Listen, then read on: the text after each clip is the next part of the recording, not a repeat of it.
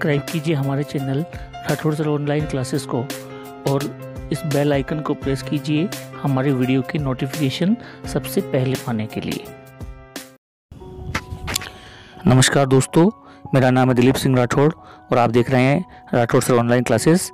आज मैं आपके सामने लेके आया हूँ क्लास 10th की बुक फुटप्रिंट्स विदाउट फीट का चैप्टर नंबर 9 भोली। तो चलिए शुरू करते हैं। देखिए, ये जो चैप्टर है इसको ख्वाजा अहमद अब्बास यानी कि के अब्बास, जो हमारी फिल्म इंडस्ट्री के एक बहुत ही मशहूर डायरेक्टर रहे हैं, उन्होंने इस चैप्टर को लिखा है। और के अब्बास का जो पूरा नाम है वो है ख्वाजा अहमद अब्बास और पॉपुलरली नॉन एज के अब्बास। उन्हें पॉपुलरली के अब्बास के नाम से जाना जाता था और वो एक इंडियन फिल्म डायरेक्टर थे, स्क्रीन राइटर थे, नॉवेलिस्ट थे एंड ए जर्नलिस्ट। साथ ही साथ वो एक पत्रकार भी थे और उर्दू, हिंदी और इंग्लिश लैंग्वेज में उनको अच्छी महारत हासिल थी। उनका जो जन्म हुआ था वो 7 जून 1914 को पानीपत में हुआ था और उनकी जो मृत्यु हुई थी 1 जून 1987 को मुंबई में हुई थी। उन्होंने कई बुक्स भी लिखी थी जिनमें कुछ फेमस बुक्स हैं the word is my village, the 13th victim, distance dream. और उनके बच्चे का नाम है अनवर अजीम और उन्हें नरगिस दत्त पुरस्कार से भी सम्मानित किया गया था। तो चलिए आगे शुरू करते हैं। ये जो चैप्टर है ये एक गांव में एक सीधी सादी लड़की है जिसका नाम भोली है, उसके बारे में है। और वो एक ग्रामीण परिवेश में पैदा हुई बच्ची है और ये जैसे कि जनरली आपने देखा होगा कि जो बच्चे कम बोलते हैं या कम उनमें बुद्धि होती है उन्हें ग्रामीण परिवेश में भोली कहा जाता है। उनको ये कहा जाता है कि भाई ये तो भोली है। तो ऐसी एक लड़की की कहानी है कि किस प्रकार वो अपनी पारिवारिक परिस्थितियों से जूझकर अपने आप को समाज के सामने खड़ा करती है। तो चलिए शुरू करते हैं। तो चैप्टर शुरू करने से पहले हम आपके सामने कुछ उसके हार्ड वर्ड्स हैं उनको देख लेते हैं। तो देखिए, पहला वर्ड जो हार्ड वर्ड है हमारे इस चैप्टर में आया है वो है सिंपलटन। सिंपलटन का मतलब भोली। A foolish person easily tricked by others, कि एक ऐसा मूर्ख इंसान जिसे आसानी से ठगा जा सके उसे सिंपलटन कहा जाता है। और जो सेकंड वर्ड है दैट इज नंबरदार। नंबरदार क्या होता है कि an official who collects revenue.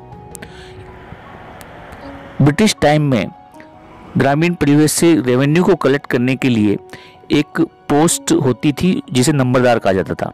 नंबरदार जो होता था वो गांव से रेवेन्यू कलेक्ट करता था और ब्रिटिश सरकार को जमा करवाता था। मेटेड, मेटेड का मतलब था उलझे हुए। Entangled, squatted, squatted sat on their heels यानी कि उकड़ू बैठना, that is called squatted. Scurried, scurried यानी भागना जल्दबाजी में।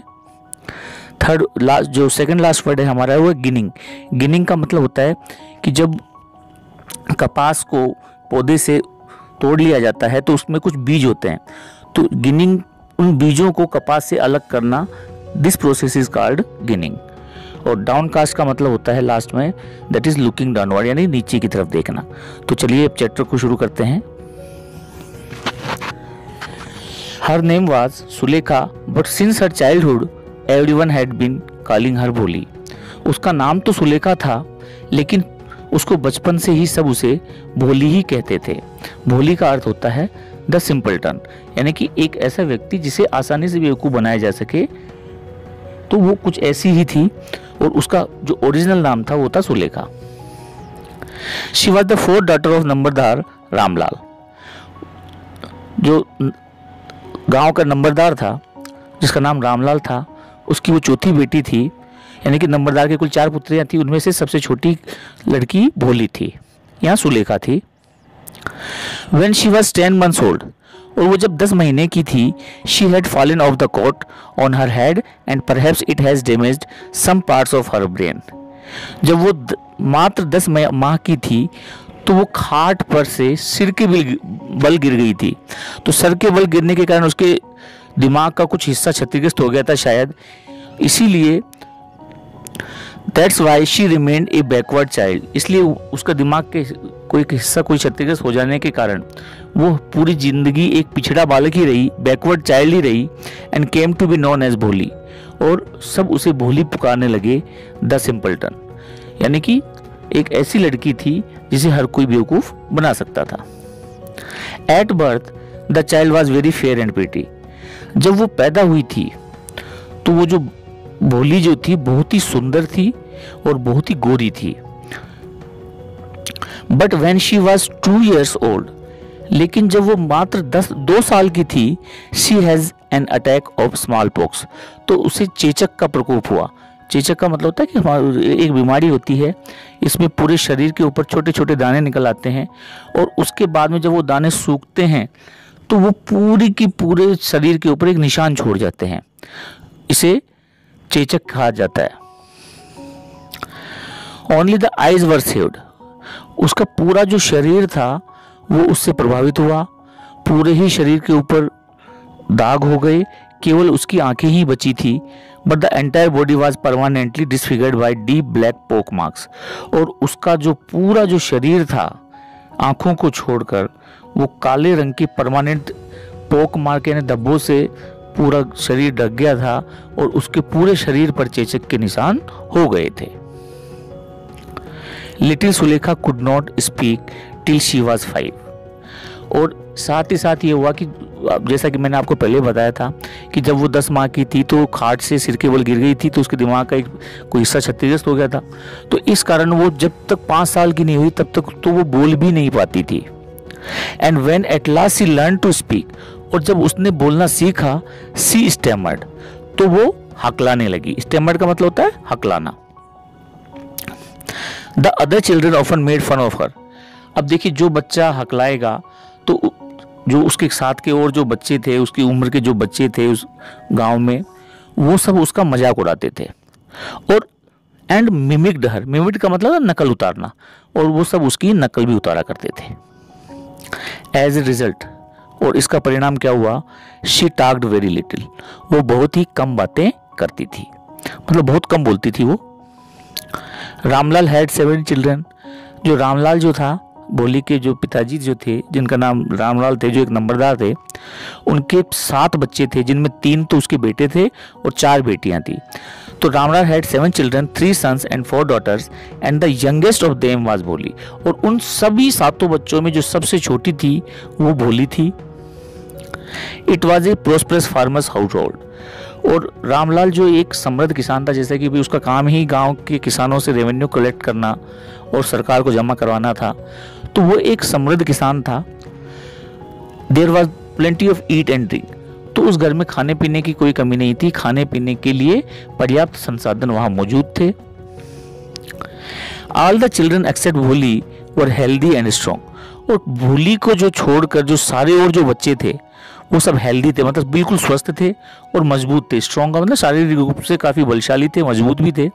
The son had been sent to the city to study in schools and later in colleges, और उनमें जो लड़के जो थे, देखिए ये स्टोरी जो है वो ब्रिटिश टाइम के बाद स्टोरी है ये, तो उस समय बच्चियों को पढ़ाना बहुत मुश्किल, बहुत रेयर चीज़ माना जाता था, बहुत दुर्लभ माना जाता था। तो जब बच्चे धीरे धीरे जैसे बड़े होने लगे तो रामलाल ने अपने बेटों को तो पढ़ने के लिए शहर की स्कूल में भेज दिया और बाद में उन्हें कॉलेज में भी भेजा। ऑफ द डॉटर्स, और लड़कियों का क्या हुआ, Radha the eldest had already been married, Radha जो सबसे बड़ी थी उसकी पहले ही शादी हो चुकी थी। द सेकेंड डॉटर मंगला, और जो दूसरी बेटी जो मंगला थी, marriage also had been settled, उसकी भी शादी पक्की हो चुकी थी, सेटल हो चुकी थी। And when that was done, और जब वो शादी हो गई, Ramlal would think of the third Champa, तो रामलाल ने अपनी जो तीसरी बेटी थी चंपा, उसका विवाह करने का भी सोचा। They were good looking healthy girls, और वो जो लड़कियां जो थी रामलाल की अन्य जो 3 लड़कियां थी वो गुड लुकिंग भी थी, देखने में भी सुंदर थी, हेल्दी गर्ल्स बिल्कुल स्वस्थ लड़कियां थी। And it was not difficult to find bridegrooms for them, तो उनके लिए दूल्हे ढूंढना रामलाल को उसमें ज़्यादा दिक्कत नहीं हुई।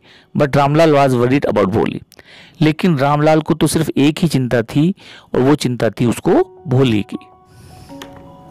She had neither good looks nor intelligence, न तो वो देखने में ही सुंदर थी क्योंकि उसके पूरे चेहरे पे चेचक के निशान भी थे, और उसके सिर पे चोट आने के कारण उसमें थोड़ा भोलापन भी था, और साथ ही साथ उसमें इंटेलिजेंसी भी बिल्कुल नहीं थी। तो ना तो उसमें कोई देखने में गुड लुकिंग थी और ना ही वो इंटेलिजेंट थी। फ्रॉम हर वेरी चाइल्डहुड भोली वॉज नेग्लेक्टेड एट होम। और बचपन से ही भोली को अपने घर में नेग्लेक्ट किया जाता था। अभी नेग्लेक्ट क्या होता है? देखिए, नेग्लेक्ट का मतलब होता है अनदेखा करना। यानी कि किसी को भी जब हम अनदेखा करते हैं या उसको हम वैल्यू नहीं देते, उसे नेग्लेक्ट कहा जाता है। तो भोली जो थी, कम बुद्धि होने के कारण या थोड़ी कुरूप होने के कारण या उसके चेहरे पे कुछ भी मान लीजिए आप उसको, तो इस कारण उसको पूरे घर में बिल्कुल नेग्लेक्ट किया जाता था या उसको अनदेखा कर दिया जाता था।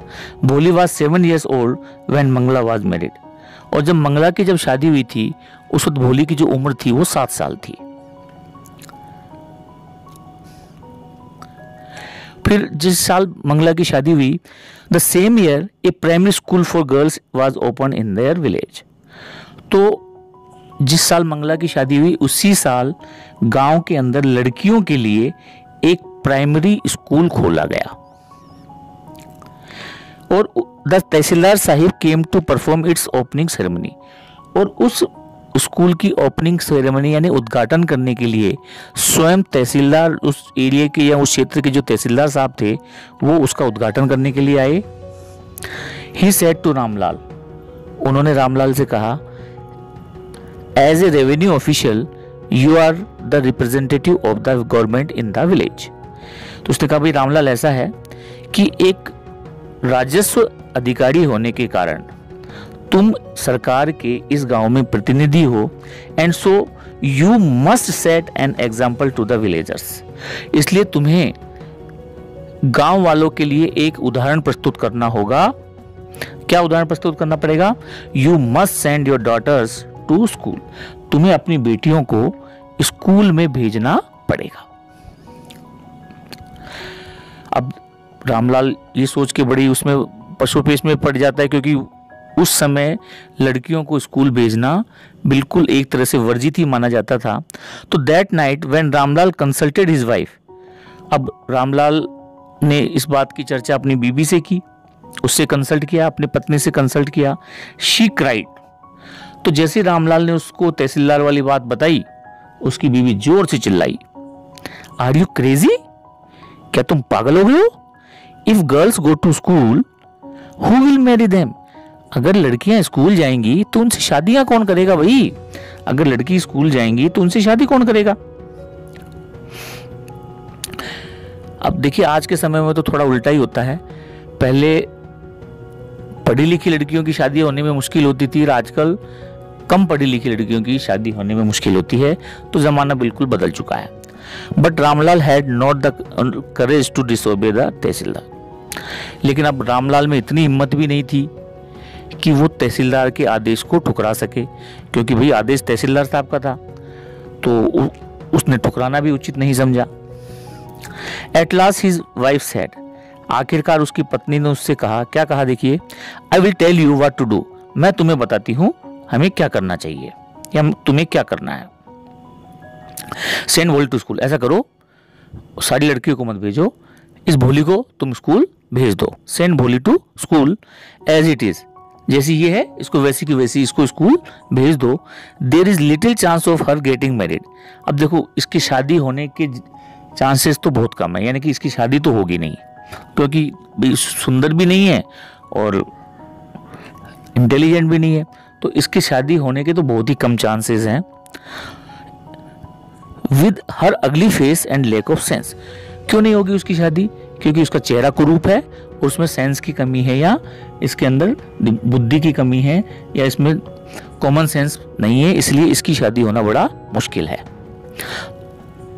तो let the teachers at school worry about her. अब इसकी जो चिंता है वो टीचर्स को ही करने दो। उसने कहा कि भाई और लड़कियों को तो रहने दो, आप तो ऐसा करो, इस भोली को स्कूल भेज दो, क्योंकि इसकी शादी तो वैसे भी नहीं होनी, क्योंकि इसका जो चेहरा है वो कुरूप है और उसमें सेंस की कमी है। तो अब इसकी चिंता कौन करेगा? टीचर्स करेंगे। अब टीचर्स को इसकी चिंता करने दो। The next day Ramlal caught Bholi by hand and said. अगले दिन रामलाल ने भोली का हाथ पकड़ा और कहा, कम विद मी, चल मेरे साथ, I will take you to school. मैं तुम्हें स्कूल लेकर चलता हूं। भोली वाज फ्राइटेंड। अब अचानक हुए इस रवैये से भोली जो थी वो डर गई। फ्राइटेंड का मतलब डर जाना। She did not know what school was like, उसे तो ये पता ही नहीं था कि स्कूल चीज क्या होती है, क्योंकि पहली बात तो वो खुद भी एक भोली थी और उस गांव में पहले स्कूल भी नहीं था, तो वो कभी स्कूल गई भी नहीं थी, तो जानती भी नहीं थी कि स्कूल होता क्या है। She remembered how a few days ago their old cow Lakshmi had been turned out of the house and sold. अचानक उसे ध्यान आया कि कुछ दिनों पहले ही इसी तरह उनकी जो बूढ़ी गाय लक्ष्मी थी उसे भी इसी तरह पकड़कर बाहर निकाला गया था और उसे बेच दिया गया था। तो बोली तो थी, नाम ही उसका बोली था, तो उसने भी यही सोचा कि कहीं ये मुझे बेचने तो नहीं ले जा रहे। No no no no no no no no, she shouted in terror. नहीं नहीं, वो डर के मारे हकलाकर चिल्लाई। And pull her hand away from her father's grip, और उसने अपना जो हाथ है अपने पिताजी की पकड़ से छुड़ा लिया। What's the matter with you fool, shouted Ramlal. अरे मूर्ख, क्या मामला है, यहाँ क्या बात है? रामलाल भी जोर से चिल्लाया। I am only taking you to school, मैं तो तुम्हें केवल स्कूल लेकर जा रहा हूं। Then he told his wife, फिर उसने अपनी पत्नी से कहा,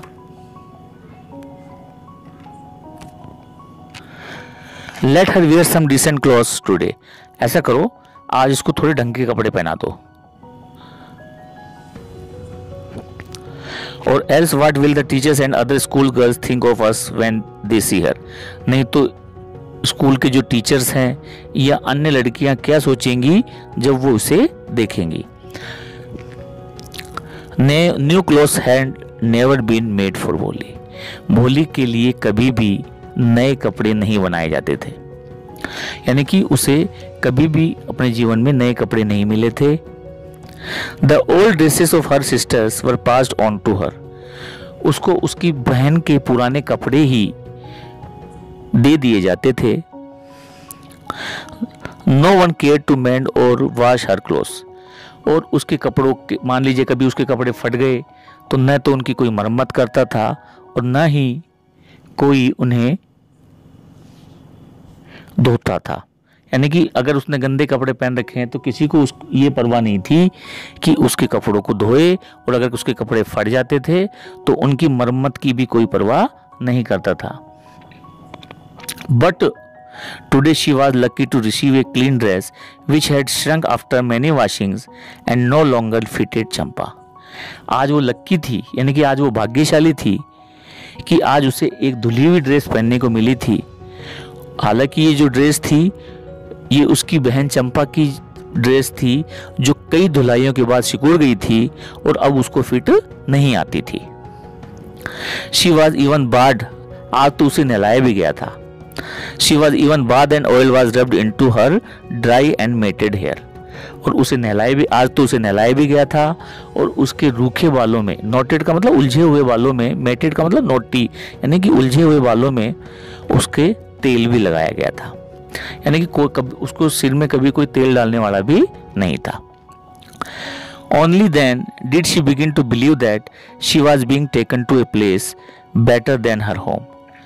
जब उसको नहलाया जा रहा था, जब उसको नई ड्रेस, धुली हुई ड्रेस पहनाई जा रही थी, उसके बालों में तेल लगाया जा रहा था, उस वक्त भोली ने को ये लगा कि शायद मुझे किसी अच्छी जगह ले जाया जा रहा है, जो जगह घर से तो कम से कम अच्छी ही होगी।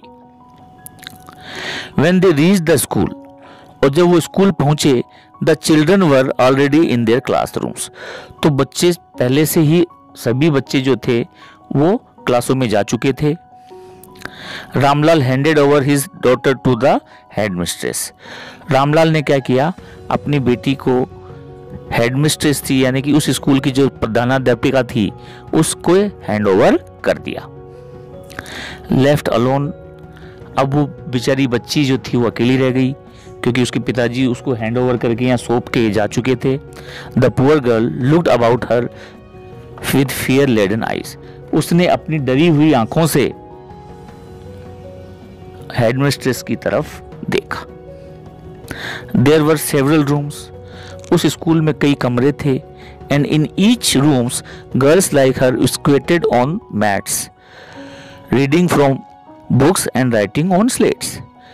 अब भोली ने वहां देखा कि वहां तो बहुत सारे कमरे थे और हर कमरे में लड़कियां, उसके जैसी ही लड़कियां बैठी हुई थी और सब पालथी मारकर बैठी हुई थी। स्क्वेटेड का मतलब पालथी मारकर बैठना। ऑन मैट्स, मैट के ऊपर। रीडिंग फ्रॉम बुक्स, किताबें पढ़ रही थी। एंड राइटिंग ऑन स्लेट्स, और स्लेट्स पे लिख रही थी। The headmistress asked Bholi to sit down in a corner in one of the classroom. हेडमिस्ट्रेस ने क्या किया, भोली से कहा कि भाई तुम ऐसा करो, इस क्लास में किसी वो एक कोने वाली सीट उसको बता दी गई कि भाई तुम वहां जाकर बैठ जाओ। एक कॉर्नर में उसको बैठने के लिए कहा गया। Bholi did not know what exactly school was like and what happens there. और भोली को तो बिल्कुल ही भोली थी, तो उसको पता ही नहीं था कि स्कूल होता क्या है और स्कूल में क्या किया जाता है। But she was glad to find so many girls, almost of her own age, present there. लेकिन उसे इस बात की खुशी थी कि उसकी उम्र की बहुत सारी जो लड़कियां थी वो वहां पे उपस्थित थी। She hoped that, और उसको ये भी उम्मीद थी मन ही मन में कि one of these girls might become her friend, कि इन्हीं लड़कियों में से शायद कोई लड़की उसकी दोस्त भी बन जाएंगी। The lady teacher who was in the class was saying something to the girls, but Bholi could understand nothing. और जो लेडी टीचर उस क्लास में मौजूद थी, हेडमिस्ट्रेस ने तो क्या किया, उसको एक क्लास में बैठा दिया, लेकिन उस क्लास में जो टीचर मौजूद थी वो उन लड़कियों को कुछ समझा रही थी, कुछ कह रही थी, लेकिन भोली को उसकी कही गई बात बिल्कुल भी समझ में नहीं आई, क्योंकि वो पहली बार स्कूल में आई थी, पहली बार क्लास में आई थी, तो उसको उसकी कही गई बात बिल्कुल समझ में नहीं आई। She looked at the pictures on the wall. और भोली फिर उसकी जो दीवार जो थी, कमरे की, क्लासरूम की जो दीवार थी, उस पे कुछ चित्र बने हुए थे, उन चित्रों की तरफ देखने लगी। द कलर्स फैसिनेटेड हर, और उनके जो चित्रों के जो रंग जो थे उसे वो आकर्षित कर रहे थे। The horse was brown just like the horse on which tahsildar had come to visit their village. वहाँ पे घोड़े का भी जो चित्र था, और वो जो घोड़े का चित्र था, उस चित्र में जो घोड़ा था वो घोड़ा लगभग वैसा ही ब्राउन कलर का घोड़ा था जैसे घोड़े पर बैठकर उस गांव में तहसीलदार आए थे। द गोट वॉज ब्लैक, बकरी जो थी वो काली थी। Like the goat of their neighbour, जैसी कि उनके पड़ोस में पड़ोसी की जो बकरी थी वैसी ही बकरी थी। द पैरेट वॉज ग्रीन, और जो तोता जो था वो हरा था। Like the parrot she had seen in the mango orchard, और वो तोता वैसा ही दिखाई दे रहा था जैसा तोता उसने आम के बगीचे में देखा था। यानी कि वो अपने इस जो ज्ञान उसको प्राप्त हो रहा था उस ज्ञान को अपने आसपास की सराउंडिंग से जोड़ने का प्रयास कर रही थी। And the cow was just like their Lakshmi, और वहां पे गाय का भी चित्र बना हुआ था, और वो गाय बिल्कुल वैसी ही दिखाई दे रही थी जैसे कि उनकी लक्ष्मी थी। एंड सडनली, और फिर अचानक, भोली नोटिस दैट, भोली ने ये नोटिस किया कि the teacher was standing bye her side smiling at her. उसने ये देखा कि वो जो क्लास में जो मैडम जो थी वो उसके बगल में खड़ी हुई है, उसके बगल में खड़ी हुई है और उसको देखकर मुस्कुरा रही है। What is your name? अब तो देखिए टीचर उससे पूछती है कि what is your name little one, कि ए छोटी सी बच्ची तुम्हारा नाम क्या है? She could stammer no further that. वो इससे ज्यादा हकलाकर कुछ भी बोल नहीं पाई, वो सिर्फ इतना ही बोल पाई, बो। Then she began to cry, और जब वो अपना नाम नहीं बता पाई तो वो रोने लगी। And tears flowed from her eyes in A helpless flood, और उसकी आंखों से आंसू गिरने लगे जैसे कि एक निस्सहाय आंसुओं की बाढ़ आ गई हो। She kept her head down, उसने अपना सिर झुका लिया। As she sat in her corner, और वापस वो अपने कोने में जाकर बैठ गई। Not daring to look up at the girls who she knew were still laughing at her, और अब उसमें उन लड़कियों की तरफ देखने की हिम्मत नहीं थी जिसके बारे में वो जानती थी कि शायद वो लड़कियां अभी भी उसके ऊपर हंस रही थी। तो देखिए भोली ने टीचर को अपना नाम बताने का प्रयास किया, वो भो ही बोल पाई और उससे आगे वो बोल नहीं पाई। तो उसकी जो क्लास की जो लड़कियां थी उसके हकलाने पर हंसने लगी, वो जोर जोर से वो रोने लगी और उसमें इतनी हिम्मत नहीं थी कि वो अपनी नज़र ऊपर उठा सके और उनकी तरफ देख सके, क्योंकि वो लड़कियां, उसे ऐसा लग रहा था कि ये लड़कियां मेरा मजाक उड़ा रही हैं। When the school bell rang, और जब स्कूल की घंटी बजी, all the girls scurried out of the classroom। देखिए स्करीड का मतलब क्या होता है? स्करीड का मतलब होता है भागी, यानी कि जैसे आपने देखा होगा कि जैसे ही बेल लगती है तो स्कूल के या क्लास के जो बच्चे हैं एकदम से भागने का प्रयास करते हैं। तो जैसे ही घंटी बजी, सभी जो उस क्लास की जो लड़कियां थी वो सब क्लासरूम से बाहर दौड़ी, out of the classroom. But Bholi did not leave her corner, लेकिन भोली ने अपने कोने से उठने की हिम्मत नहीं की, वो वहीं जमी रही। हर हेड स्टिल लोवर्ड, उसका सिर अभी भी झुका हुआ था। शी केप्ट ऑन सोबिंग, और वो अभी भी सिसकियां ले रही थी या आहें भर रही थी, रो रही थी वो एक तरह से। भोली the teacher voice was so soft and soothing, teacher की जो आवाज जो थी वो बहुत ही मधुर थी और बहुत ही सूदिंग थी। सूदिंग का मतलब होता है रिलैक्सिंग, यानी कि हम कुछ ऐसे मीठे शब्द बोलते हैं जिससे किसी दुखी व्यक्ति को थोड़ी सांत्वना महसूस होती है, उसको थोड़ा आराम महसूस होता है। ऐसे शब्दों को सूदिंग कहा जाता है। तो जैसे ही टीचर ने उसको कहा भोली, उसकी जो आवाज़ थी उसमें बड़ी मिठास थी, उसकी आवाज़ बहुत ही मधुर थी या रिलैक्स करने वाली थी। In all her life she had never been called like that. तो जिस प्रकार, जिस नरमी के साथ, जितने प्रेम के साथ, जितनी मधुरता के साथ टीचर ने उसको पुकारा था, शायद भोली को उसकी पूरे जीवन में भी किसी ने इतने प्रेम से नहीं पुकारा था। इट टच्ड हर हार्ट, ये बात उसके दिल को छू गई। Get up said the teacher, teacher ने कहा उसे खड़ी हो जाओ। It was not a command, और ये कोई आदेश नहीं था टीचर का, या टीचर ने कोई धमकी भरे स्वर में या तेज आवाज में या चिल्ला के नहीं बोला था, उसको कमांड नहीं दी थी उसको, but just a friendly suggestion. ये तो एक दोस्ताना सुझाव था। भोली गोट अप, और भोली खड़ी हो गई। Now tell me your name, अच्छा तो तुम मुझे अपना नाम बताओ। अब मतलब क्योंकि क्लास में भोली और टीचर दोनों अकेले ही थे, तो अब टीचर ने उसे कहा कि भाई अब ऐसा करो, अब तुम मुझे अपना नाम बताओ। Sweat broke out over her whole body, तो जैसे ही टीचर ने उसे नाम बताने के लिए कहा, भोली के पूरे शरीर से पसीना छूट गया, पूरे शरीर से में पसीना आ गया, क्योंकि वो एक असफल, अपना नाम बताने का एक असफल प्रयास कर चुकी थी। अब उसमें इतनी हिम्मत नहीं थी कि दोबारा वो असफल प्रयास करे, या उसे ये लग रहा था कि ये टीचर भी क्या सोचेगी। उसको थोड़ी इंसल्ट सी महसूस हुई जब क्लास की लड़कियां उसके ऊपर हंसी थी। तो जैसे ही टीचर ने उसे नाम बताने के लिए कहा, उसके पूरे शरीर में पसीना आ गया। Would her stammering tongue again disgrace her, अब वो मन ही मन सोचने लगी कि क्या उसकी ये लड़खड़ाती जो जवान है, जो हिचकिचाहट या हकलाती हुई जो जवान है, अगेन डिसग्रेस हर, क्या उसकी फिर से बेइज्जती करवाएगी, क्या उसको वापस से उसको डिसग्रेस का सामना करना पड़ेगा।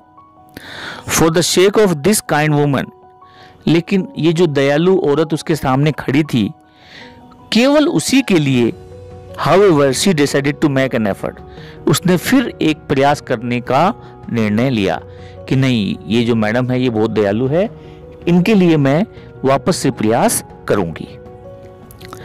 She had such a soothing voice, वो भोली मनी मन सोच रही थी कि मैडम की आवाज कितनी अच्छी है, कितनी आराम देने वाली है, रिलैक्स करने वाली है।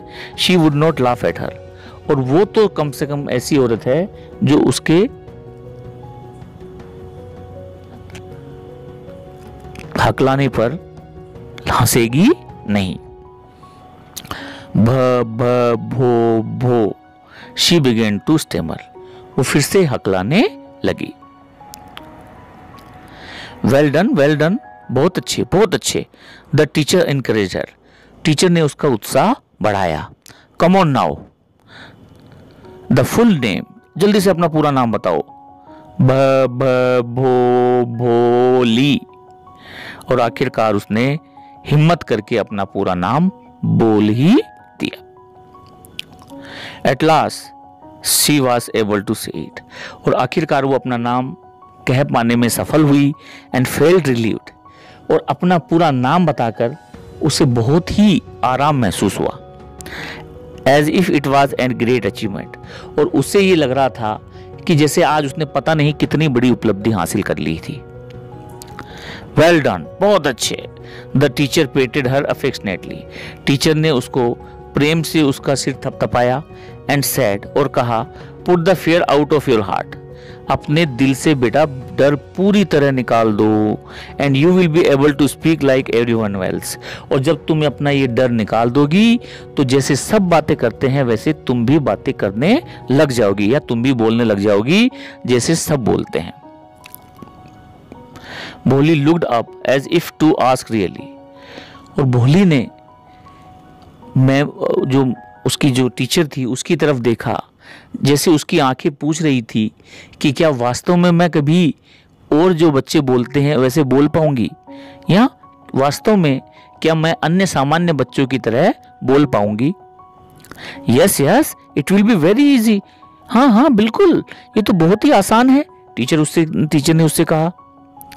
You just come to school every day, तुम्हें क्या करना है, केवल रोज स्कूल आना है, रोजाना स्कूल आना है।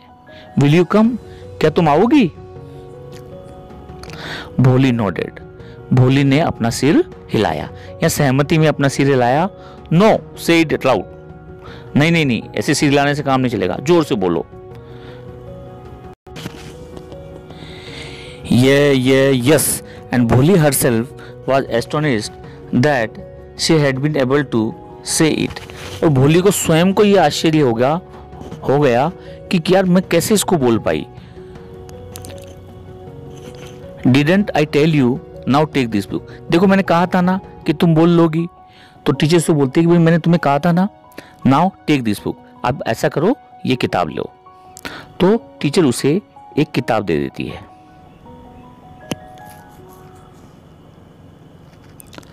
The book was full of nice pictures and the pictures were in color.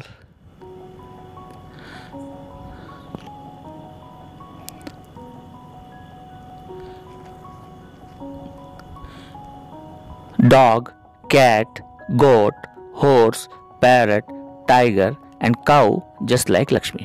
अब जो टीचर ने उसको जो बुक दी थी वो एक पिक्चर बुक थी, उसमें बहुत सारे पिक्चर बने हुए थे जिसमें कुत्ता, बिल्ली, बकरी, घोड़ा, तोता, टाइगर, काऊ और ऐसी ही गाय थी जैसे कि उसकी गाय लक्ष्मी थी।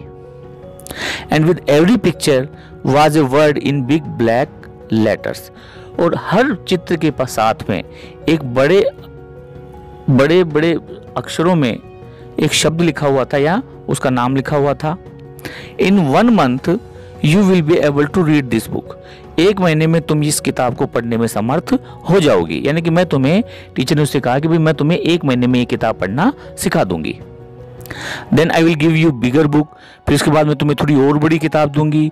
देन स्टिल बिगर वन, फिर उसके बाद मैं तुम्हें और बड़ी किताब दूंगी। In time you will be more learn than anyone else in the village, और कुछ ही समय में तुम इस गांव की सबसे पढ़ी लिखी लड़की बन जाओगी।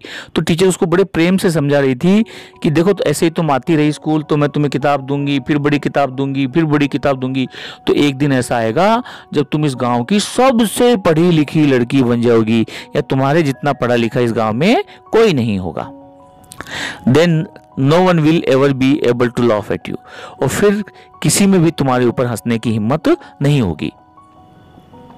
People will listen to you, लोग तुम्हें सुनेंगे विद रेस्पेक्ट, सम्मान के साथ। तो जब तुम पढ़ लिख जाओगी तो लोग तुम्हें सम्मान के साथ सुनेंगे। And you will be able to speak without the slightest stammer, और जब तुम फिर अगर पढ़ लिख लोगी तो तुम इस लायक हो जाओगी कि तुम बिना हकलाए बिल्कुल साफ साफ बोल पाओगी।